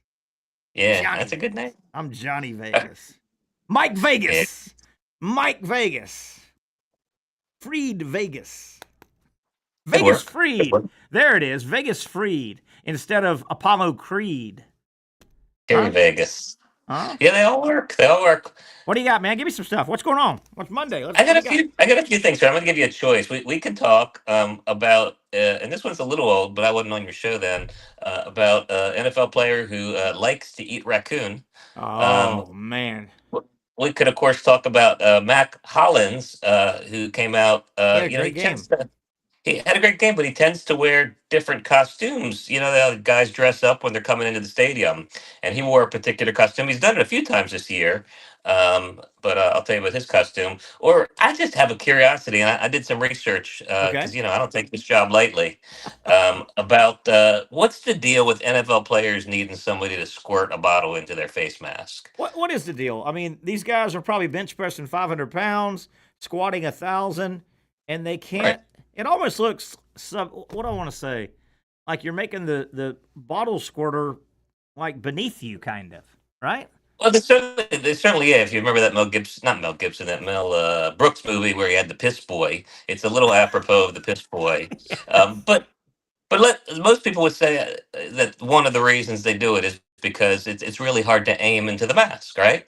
But as between you wearing the mask and some other third party coming up to squirt into the mask, you're going to be better able at finding your own mouth. So that can't be the answer. You would think. You might think, yeah. So some of the other reasons out there are that the pads restrict movement. But come on, they're making catches, they're blocking, they're holding on to the players. So that certainly the pads do not restrict their ability to draw their arm to their face. I don't buy that. We talked about face mask getting in the way. I think, well, I'll come back to what I think is the answer, although it's still pretty lame. Hygiene, but, there again, they have to put their helmet somewhere. They could find their water bottle or whatever's going on over there. And maybe getting their hands wet, that somehow that would impede it. But again, I mean, towels everywhere. They're doing other things. Correct. So the best I could come up with, and I've read several articles, there are plenty out there, is that they don't have time to find their water bottle on the sideline. That makes sense. But I still don't believe that, though, because why couldn't someone, they come out to midfield, there's a timeout, a TV timeout, what have you, just hand them a bottle. Everybody gets their own bottle. Here's your bottle, here's your bottle, here's your bottle, squirt it in your own mouth. Yeah. So, I don't know if that's as funny as it was just a curiosity, because it's the only sport where you've got people squirting water into your mouth. I saw something last night, even though it's wintertime, obviously, and I think it was Jordan Davis, the former Bulldog that plays on that line for Philadelphia. He's on the sideline, and he takes the oxygen mask, even though it's cool. He's got the oxygen mask. Do you remember when that was really in vogue in football, 70s, 80s? Everybody go to and I was thinking there last night going, well, wait a minute. I don't think they have 53 oxygen masks. Are they spraying that with sanitizer or something before everybody's going face to face or ugh? Yeah. You know what I mean? Oh, we lost you. Mike, move around. We're losing you. Move around. We're losing you. I don't know. That dime store phone. Let's see what we got here. That dime store phone of yours, I tell you. Well, I tried. If you just paid me more. Oh, here we go. Faulty equipment's what I'm calling it. But get hooked back up, Mike. We got some stuff we want to get some other topics, including you can't tease the raccoon and then go away. Somebody's eating raccoon, for God's sakes, and going away. Another thing about football sidelines, and Mike will appreciate that if we get him back. I'll throw this.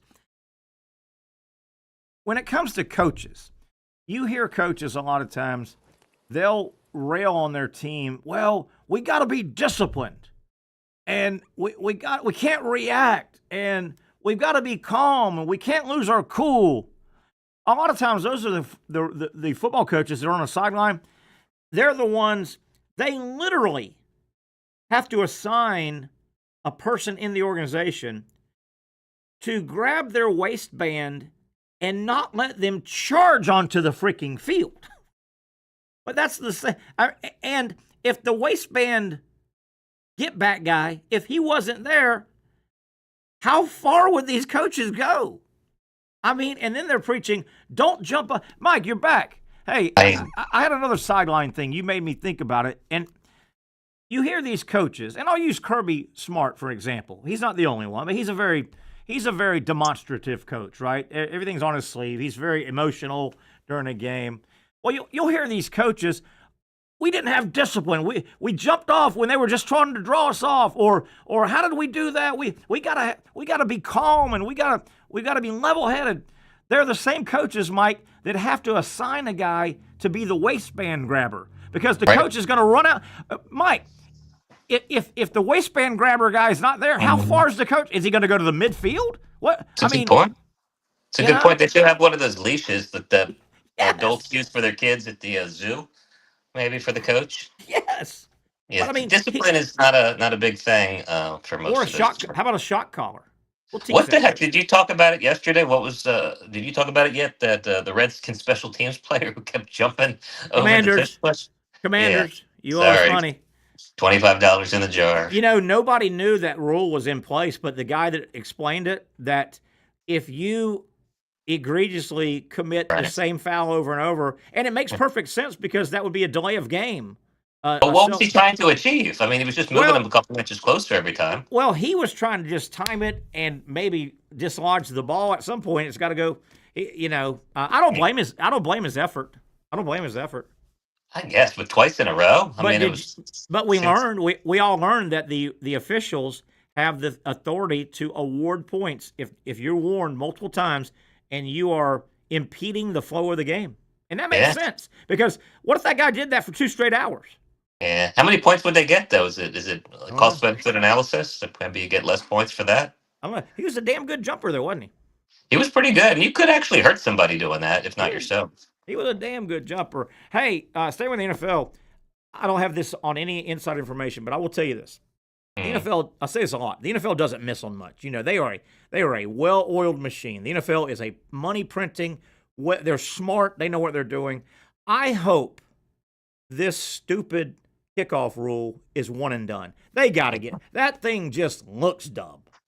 The new kickoff rule, right? You agree with that? Yeah, it doesn't make a lot of sense. I think it's confusing. I mean, if they do one and done, I mean, you know, you didn't get off run backs. 1 year, get it out, man. Just get it out. I don't see how it really kept the game safer either. Maybe I'm not smart enough to understand, but I don't. Me either. I don't remember 1,000 concussions on kickoff. Anyway, hey, what we talking about? Raccoons, man. Somebody's eating raccoons. What do we got? Yeah. So Xavier Leggett, do you know him? He is receiver for somebody. Yeah, Panthers. He's with the Panthers. So he likes to eat raccoon, and there's videos online of him bringing raccoon for the other players to eat. He cooks it on up. I don't know. Does he tell them it's raccoon? Yeah, he tells them it's raccoon, and he says, I don't like any exotic things in it. So he doesn't like any peppers. He's just eating straight raccoon. And I don't know where he grew up, but, and I don't know, do you scrape them off the road? Where does one find a raccoon? Do you raise your own raccoon? And then I'm trying to picture a raccoon. Right? Is a raccoon really a meaty animal? I mean, a squirrel. Is there with a squirrel? Hey, is a raccoon the thing like Daniel Boone wears on as a hat? Yeah, exactly. It's like the little guy with the dark circles. Almost looks like a football player, really. Yeah, he really does. Well, Mike, help me out here. Generally, in my almost 60 years on the planet, generally, the word that I always associate right in front of the word raccoon is the word rabid. Rabid raccoon. That's a good point. Yeah, Are you supposed to eat anything that's described as rabid? Well, he hit some in the wild, so maybe they're a little less rabid. But I don't know. I don't know that every raccoon is rabid. Not rabbit. Rabid. With a D. He says they're the same ones you get off the trash can. He says, and he hunts them. He skins them, and he eats them. That is gross. It's gross, but I mean, he plays well, so maybe we should be eating more raccoon. I'm good. You go ahead. Go ahead. Hey, when we were just doing that word play right there, rabid versus rabbit. Right. You know that?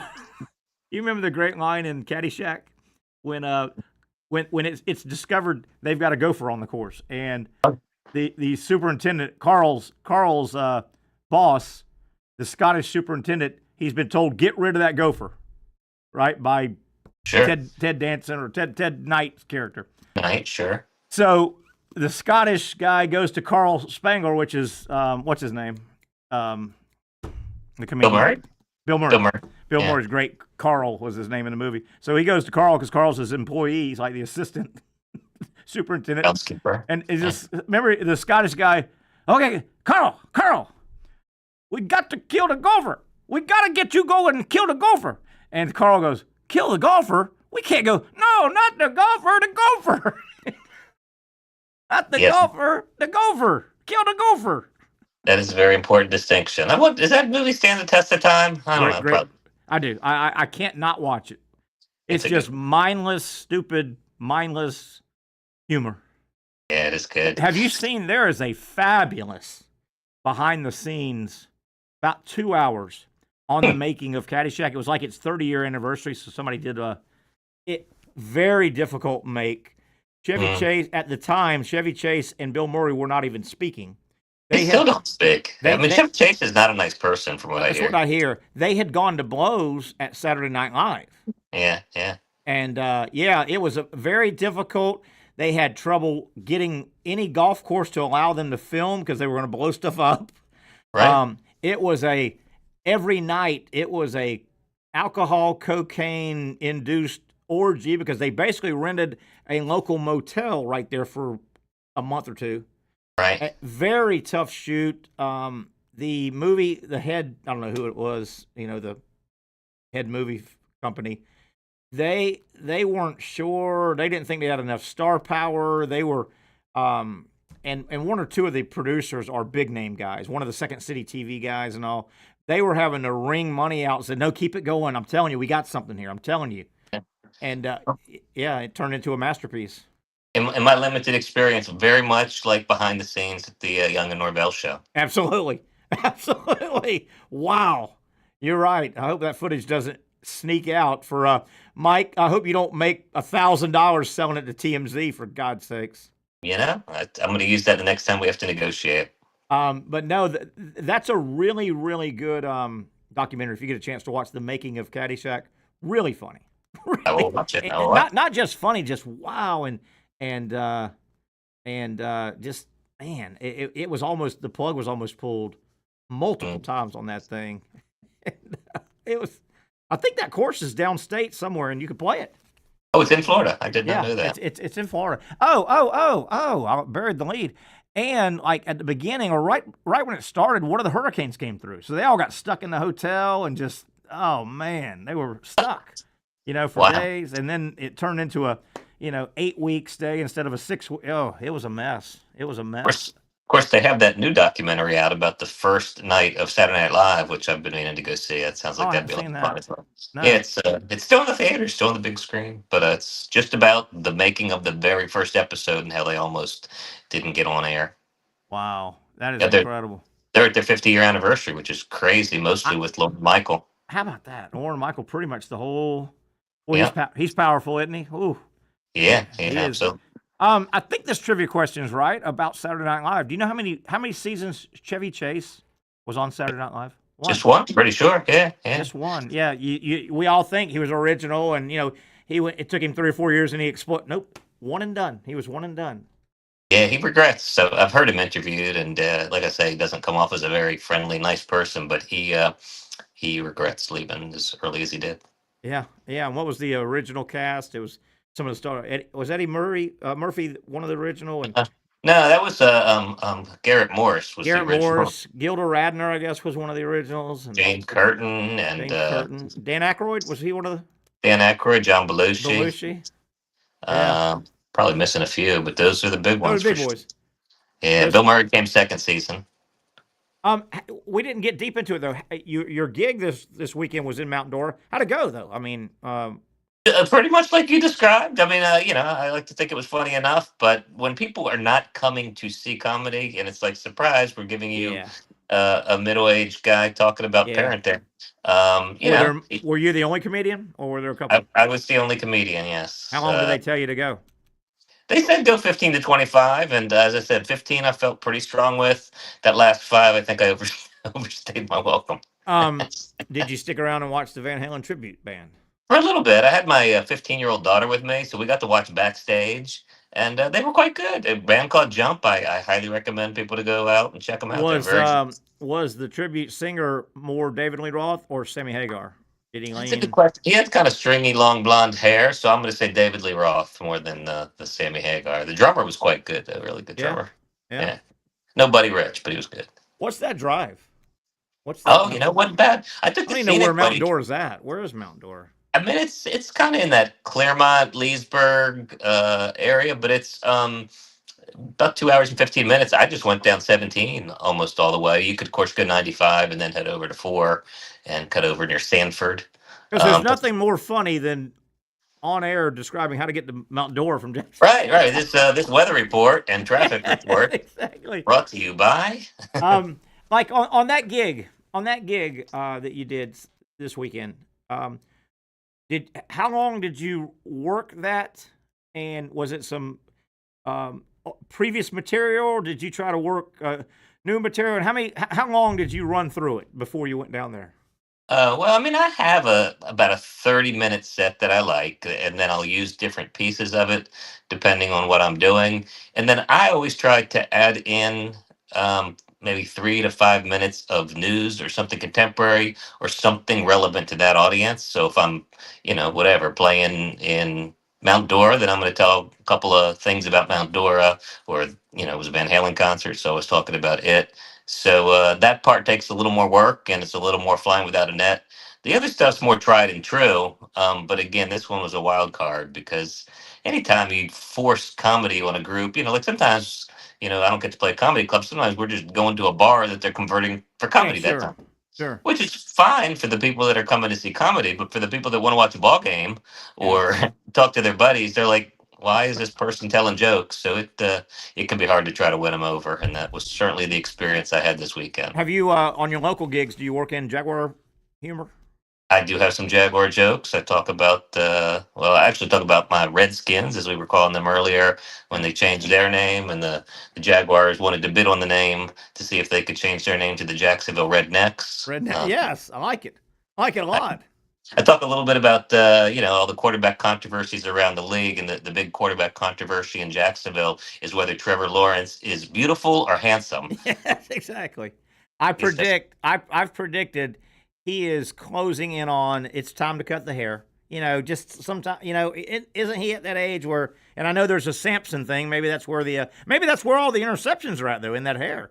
Cuts that hair off. Well, I wouldn't know. Obviously, if you're watching this, I'm sorry. you realize I don't know.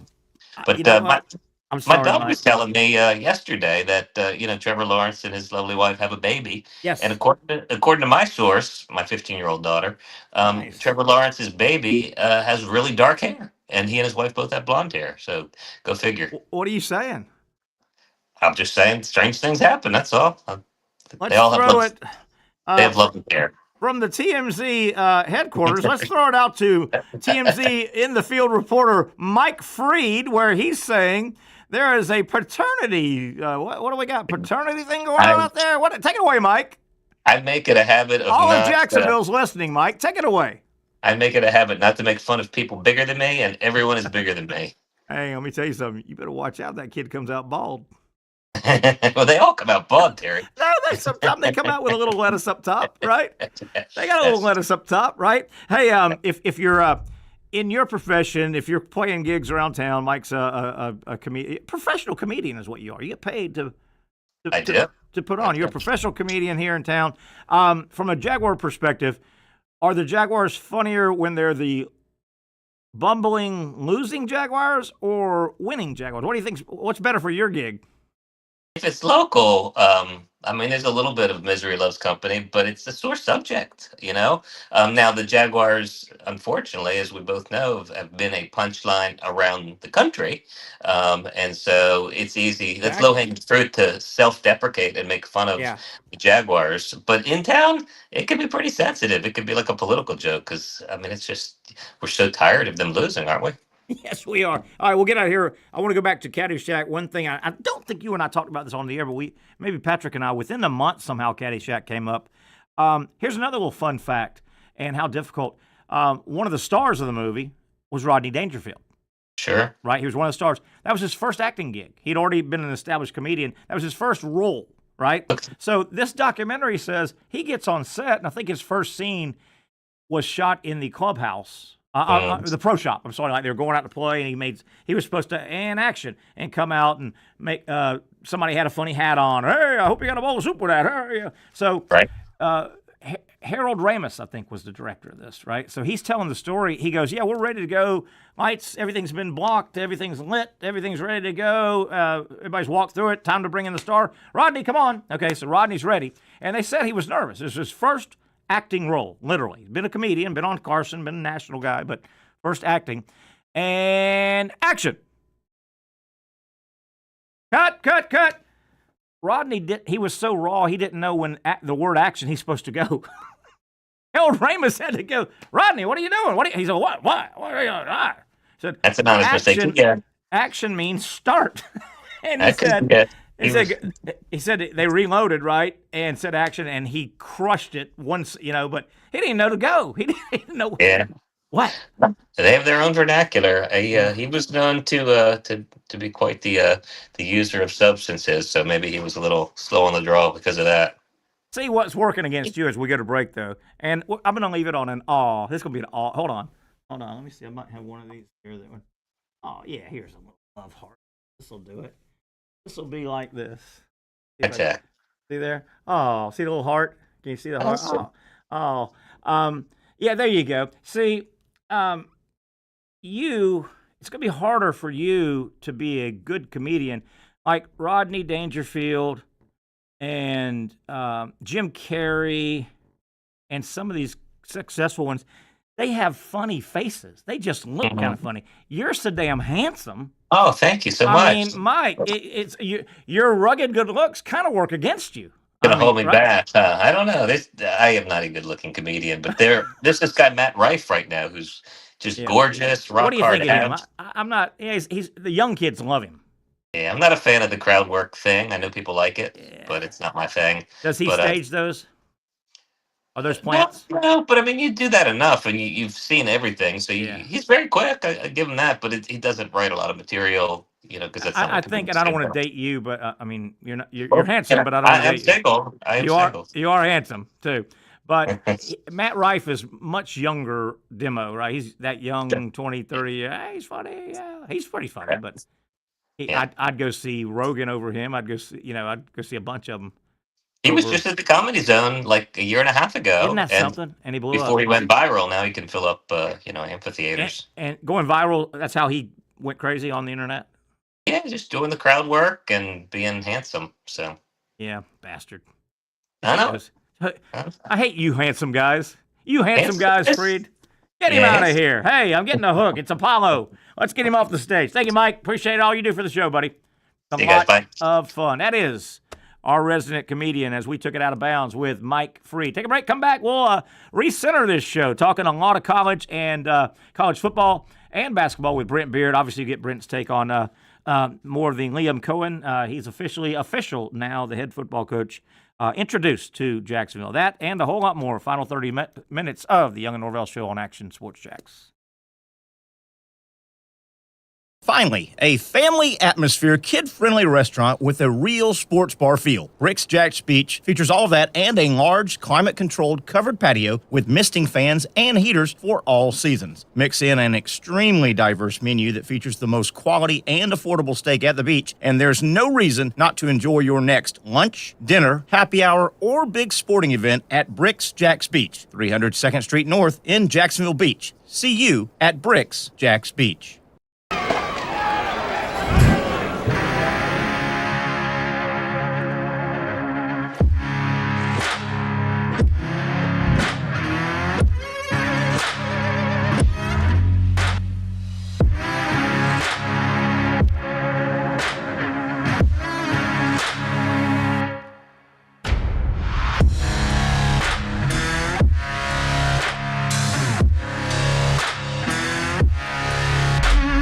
For over 20 years, Southeast Orthopedic Specialists has been providing the highest level of orthopedic and spine care to patients throughout Northeast Florida. Now, we're making that same great care even more convenient with Southeast Orthopedic Specialists Direct, a walk-in clinic where you can be seen for pain or injuries with no appointment needed. Staffed by orthopedic physicians and specialists, we offer everything from diagnosis and treatment to imaging and bracing, all with no appointment needed. For more information, hours, and locations, visit our website.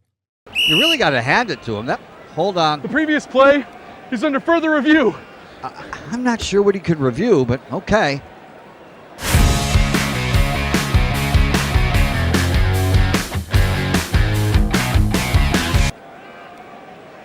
Sure has been a while. Dine in at Hurricane Grill and Wings for the football season. Well, there he is. Oh, what is that?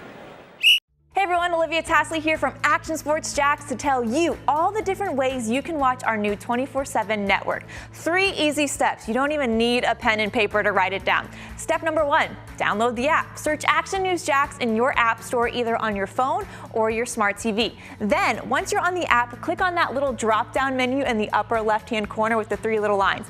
That'll show you these options, and boom, right here, click Action Sports Jacks 24/7, and you will be brought to our continuous stream channel. That app can be accessed through all these different platforms. Whether you have Roku, Fire TV, Smart TV, Apple TV, or Google TV, you can find our app. Now, if you don't have access to the app, don't worry, we still got you covered. We're across all social media platforms from Facebook, Instagram, X, YouTube, Twitch. We have a podcast channel. Plus, check out our short reels on our TikTok.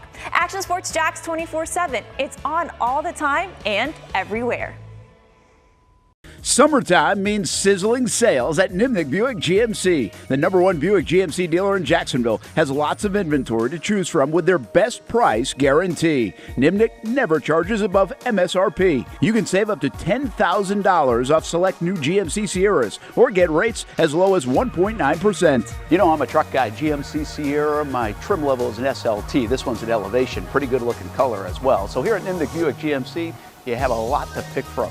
My father-in-law, he drives this, an Enclave, so I feel like that GMC in the family. 2025 is coming around the corner, which means it's almost time to close out those 2024s this summer. You can schedule a test drive at NimnickBuickGMC.com, and while you're there, check your trade value and customize your payment options. Nimnick is there for you, even on Sundays. Visit the showroom on Phillips Highway or shop online at NimnickBuickGMC.com. Nimnick, your friends in the car business since 1941. GMC, we are professional grade.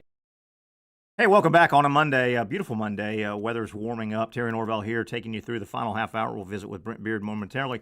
But you saw that last spot, Brent Martineau. Remember now, he and his staff here at Action Sports Jacks, the TV side, they obviously have been covering the press conference all afternoon, all day and night, through the evening, through the night.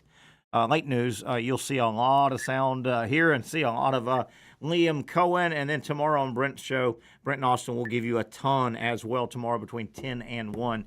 You don't want to miss that. We got a lot to talk about with Brent Beard. Our buddy Brent joins us. Brent, before we get into some basketball and football, I got myself a real conundrum. Conundrum. You ready to hear it? Okay, I'm ready to hear it. I need help. You know I'm an honest guy. I mean, there's honest Abe, there's honest Abe, there's honest Terry. We know. No doubt. I'm a straight shooter. So I'm going to the doctor on Wednesday. Just a basic. I hadn't been in a long time.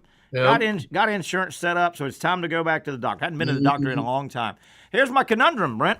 Obviously, you know that doc's going to say, well, Terry, do you drink?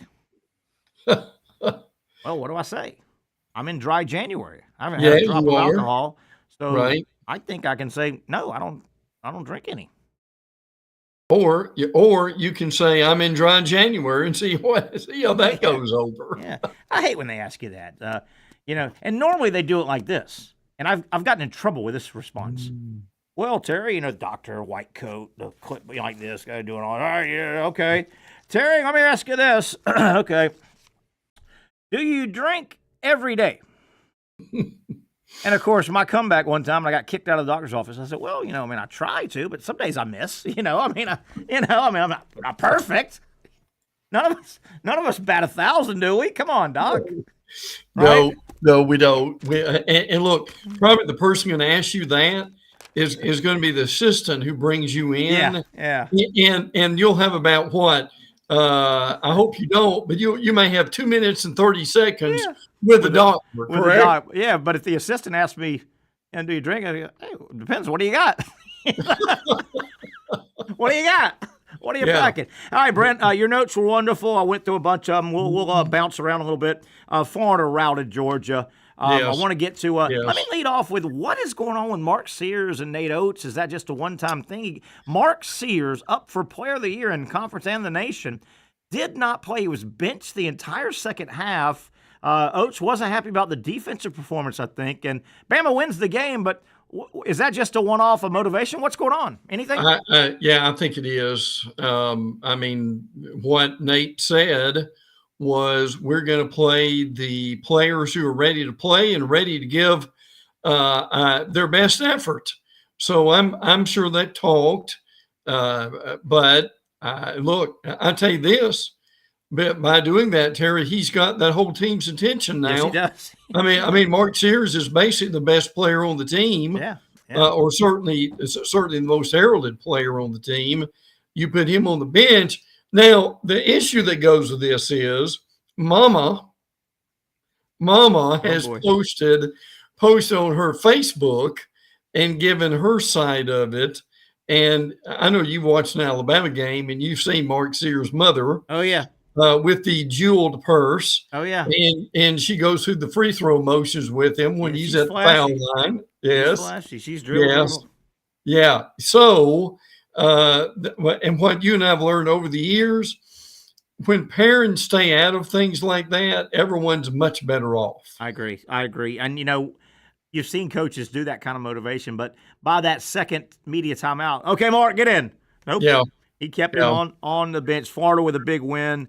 Vanderbilt, don't look now. Vanderbilt has popped in the rankings. Vanderbilt, they're a tournament team now. They've beaten Kentucky, and Tennessee, and they're a team. Tough loss for Texas A&M on the road. They're dominating Texas by 22. Texas comes back and wins, and Texas has got their eyes on getting in the tournament to kind of backdooring. And listen, you remember the other day when we were talking about Texas A&M and Ole Miss? Ole Miss misses. It's a reverse on this. Yes. Ole Miss misses a free throw, right, Terry? Yep. And then A&M comes down, hits a three, and wins a game. And it was almost like just the reverse of the curse there on that one. Just bouncing around the basketball conference real quick. Boy, Kentucky goes down. Vanderbilt beats them. That's 2 losses in a row for Kentucky. And by the way, they host Tennessee tomorrow. Yeah, so that's right. Somebody's going to lose that game. If Tennessee loses on the road in Lexington, Tennessee will be on a 3 out of 4 game losing streak. If Kentucky loses tomorrow, they've lost 3 straight if they lose. Yes. So, boy, it can be cruel quickly in this conference. Well, look, we're just going to have some of that. This conference is really so difficult right now. And, I mean, when you look at the net, I mean, Auburn's like 1, Bama's 4, Florida's 5. Do you see that? That in the net, yes, which is the big RPI and in the AP and everything, yeah. Oh yeah, that they go with right now. So frankly, Terry, a 2 or 3 game losing streak is certainly not the end of the world for these teams right now at all, is it? But mentally, you got to be able to coach them that into their heads because these kids aren't used to losing 3 games in a row. These are AAU, high school All-Americans, and in a lot of cases. Brent, some other bounce around topics in and around the conference, football and basketball, and not staying in the SEC, though, directly. Chip Kelly, rumored a little bit about Florida, Florida. Right. Now the hot and heavy rumor, Chip Kelly will leave Ohio State for the Houston Texans. Yes. Every day that goes by, and I know Vinny Sunseri got named on the defensive side of the ball, part of Florida's staff now, and he'll be a nice pickup. Co-DC safeties. He's a nice young coach, I think. He is. But every day that goes by, it ticks by. You think he's done on the offensive side, and he just thinks he's going to get better at what he hasn't done well. I mean, unless he's looking at someone in the NFL that we don't know about right now. Yeah. I mean, that really is what it looks like. You mentioned Chip Kelly, Terry. The thing that is blowing my mind right now, and you and I have talked about this for probably 20 and 30 years together. Jim Knowles is going, of all places, to Penn State. Yeah. Now here's the reality of this. You and I both remember distinctly when people were throwing their arms up in the air and screaming when these coordinators were making $250 to $500,000. Yeah. Jim Knowles is going to be making $3 million at Penn State as a D coordinator. I mean, we've seen nothing almost surprises us at this point, but Terry, the number for a coordinator that head coaches would not have made that kind of money years ago, would they? Not that long ago. And you wonder about Jim Knowles. Did Ohio State match and he just said, I want to move on? You know, it really does. It's a lateral, but kind of a slightly down program lateral. You know, it's a lateral position, but. And look, he was also interested in going to Oklahoma. Now, what I've understood is his fiance lives in Oklahoma. So there were a lot of thought that's what he was going to do. But Knowles is one of these guys. And Knowles will get some interest. Is he just a vagabond guy? Is he a travel guy? Maybe a little bit. Yeah, he stayed in Oklahoma State for a little while. Yeah. Terry Knowles is one of these crusty old guys. And there's nothing wrong with that. He's been around for a long time. He's a defensive savant. Yeah. And what he knows. I mean, look, and if people forgot, Ohio State was the number one defense in the nation in points allowed per game, with about 11 points per game. Yeah. And Terry, in this day and age of offensive football, I mean, that's almost in the genius level, isn't it? That is tough to do, man. Right now, in this day and age, the number of possessions is generally up. And you stumble into 2 touchdowns in a game. Sure. Right? And there's 4, and then bouncing around, got about 6 minutes, Brent, bouncing around different topics. ACC football release is tonight. I think we kind of know, there'll be a few surprises. I don't think the dates are coming out, right? We don't know that yet. That's a great question. We'll see how deep they go, but I don't expect a whole lot of wow. We know, Florida and Miami will play. We know, Clemson. Yeah, right. Clemson plays there. South Carolina and Virginia Tech and Tennessee, I think, get together. Yes. And listen, and then of course, Bill Belichick is on the Monday night game playing TCU. Yeah. Now, here's my question for this: the SEC, Terry, should have waited, and I guess I understand why, but they should have waited to January to do their own reveal. You remember they did that on a Wednesday night, time ago, yeah. right in the middle of the season, and right now, as if the SEC needs it, I guess. But you could have that. You could have this say Wednesday night in January, and Terry, it'd be must-watch television. Yeah, and that's a good week cycle, news cycle. Absolutely. You're trying to keep your name out there. Signing day, the old traditional signing day is coming up Wednesday, February 5th, which was the old traditional first Wednesday in February. Is there much meat on the bone? Did most of your people coming out of high school? There might have been a couple guys. There'll be a couple guys we go, I forgot he didn't sign or he didn't sign. He'll sign this Wednesday, but it's almost not must-watch TV. Just catch an article tonight, February 5th, just catch an article at 10 o'clock and see what happened. It's just amazing, isn't it? I mean, that was the high holy day years ago that we were, my Lord, Terry, I can imagine how much TV and radio you and I did back in the day. Man, that was fun all day. 8 really a.m. started. Yeah. Fax machines. Here they come. But, and there's also some thought, and this discussion on another day too, but there's thought, Terry, should they go back to that? Should they forget trying to do this in December and just do it in February when you're not playing any games it won't affect teams and coaches and players as much. Yeah, definitely. All right, let me see. Kind of a melancholy topic. This weekend, 42 years ago, Jiminy Crickets. Yes. The Bear. Talk about. I mean, that was 42 years ago. Really was. That we lost Bear. Was that what it was? Yeah, sure was. He died basically of a. He had just had the procedures in the hospital. They were visiting with him, and look, anybody that's associated with that program, you can ask them about when Coach Bryant died. Yeah. It was almost like John Kennedy being assassinated, and they would tell you the minute and where they were when they heard it. I can tell you where I was at. I was on the obviously late in January. High school baseball. I was in high school still, and I was at Ed White High School in the on the baseball field at practice. And you practiced 2:33, and somebody came out to the field. Hey, did you hear Bear Bryant died today? I'll never forget that. And do you remember where you were at, Brent? Oh yeah, I was in graduate school in Fort Worth, Texas, and I remember getting in the car and that they were talking about someone who had died, and they never even said his name for several minutes. Yeah. And I pieced it together. That's who it was. Now, Terry, think about this a minute. This happened in '82.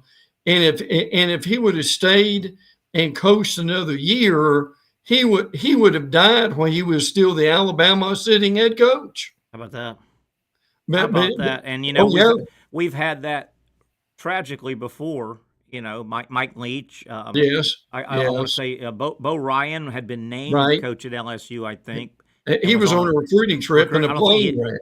He had not coached a game yet, had he, for LSU? No, a good call. He had. Remember, he had come over from North Carolina State. And Terry, and I'm not exaggerating this. I'm curious if you remember this. Bo Ryan, they thought he was the next big thing. Yep, and he didn't coach a game. He was named the LSU coach. He was off the chart, excited. His family, that was a huge job.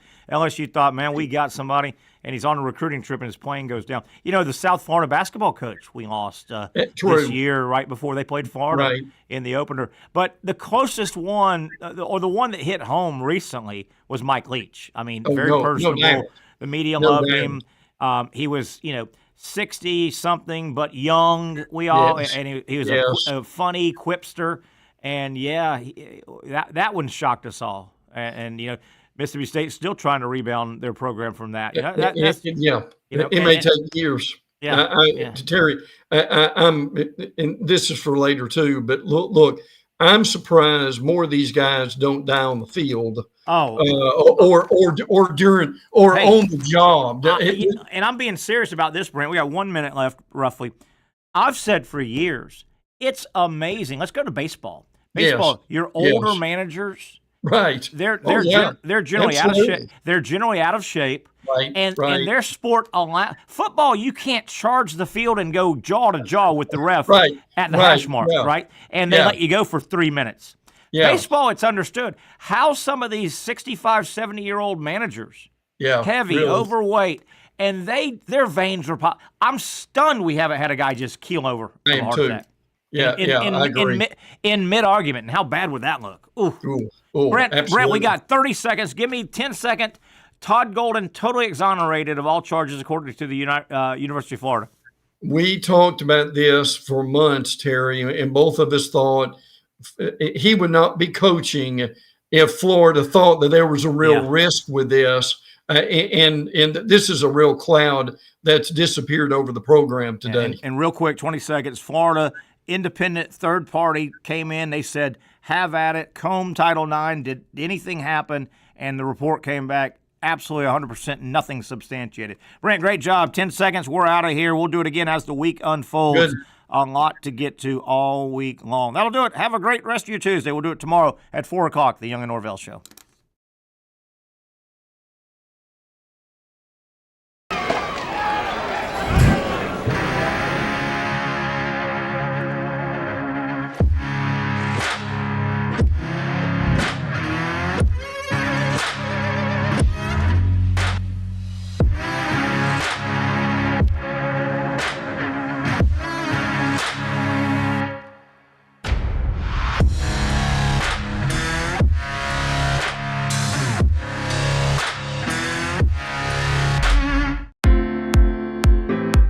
At Southeast Orthopedic Specialists, we know pain and injuries can stop you from doing what you love.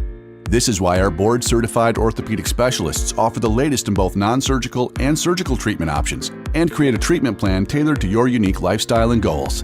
So, whether it is a sports injury or that nagging pain that's keeping you from doing what you love, our team has the right treatment for you. For more information or to schedule an appointment online, visit our website. Finally, a family atmosphere, kid-friendly restaurant with a real sports bar feel. Bricks Jack's Beach features all that and a large, climate-controlled covered patio with misting fans and heaters for all seasons. Mix in an extremely diverse menu that features the most quality and affordable steak at the beach, and there's no reason not to enjoy your next lunch, dinner, happy hour, or big sporting event at Bricks Jack's Beach, 300 2nd Street North in Jacksonville Beach. See you at Bricks Jack's Beach. You really got to hand it to him. Hold on. The previous play is under further review. I'm not sure what he could review, but okay.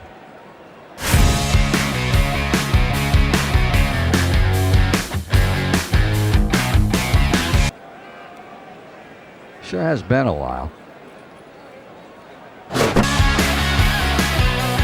Dine in at Hurricane Grill and Wings for the football season. Well, there he is. Oh, what is that? The Action Sports Jax 24/7 network is streaming. I'm Stuart Weber, and I'm here to teach you a nice three-step process on how you can watch all your favorite programming from the Brent and Austin Show every weekday 10 a.m. to 1 p.m.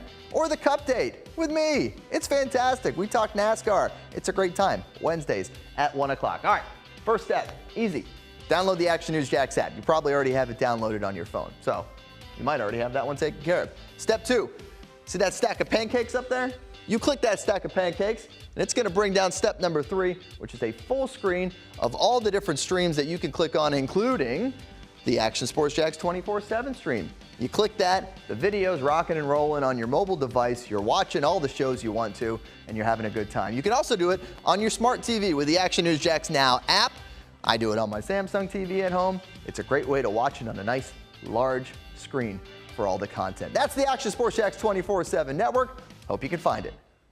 You trust CGC to make your water great, and now you can trust CGC with your plumbing needs as well. Fast, convenient scheduling, licensed and insured. A quick call away at 904-552-1242. You never know when you're going to have an issue with a shower, toilet, or maybe it's a sink that sometimes is easy to fix.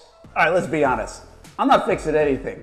I'm totally staging this because when I have a plumbing problem, I call CGC Water Treatment and Plumbing. Trained professionals, transparent pricing, customer satisfaction. Small problem or even a bigger issue. Maybe you need a new tankless water heater or something a bit more intricate. The experts with 25 years of experience at CGC Water Treatment and Plumbing can do it all. Call 904-552-1242 or visit cgcwater.com. That's 904-552-1242 or cgcwater.com. CGC Water Treatment and Plumbing, an authorized independent Connecticut dealer. Florida license number CFC 1432579.